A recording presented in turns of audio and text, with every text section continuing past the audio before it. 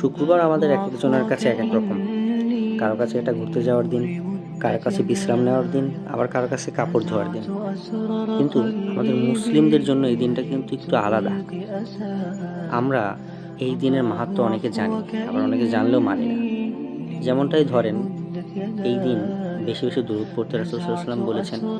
আমরা জানি কিন্তু মানি না। এদিন একটা বিশেষ মুহূর্ত আছে, যখন যে দোয়া করবেন আল্লাহর কাছে সেই দোয়াই কবুল হবে।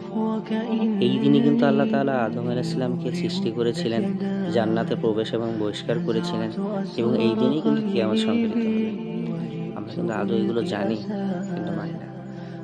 আসলে ওই দিনটার কি মূল্য যা কাজে লাগে না? এই দিনে সূরা কাহফ পাঠের ফজিলত আমরা কিন্তু সবাই জানি।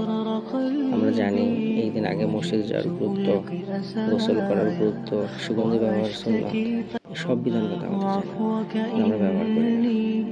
আমরা শুক্রবারকে অন্য আরেকটা দিনের মতো দিনের পিছনে ব্যয় করে দিই। অথচ এই দিনটাকে যদি আমরা আখিরাতের জন্য ব্যবহার করতে পারতাম, কতই না ভালো হতো।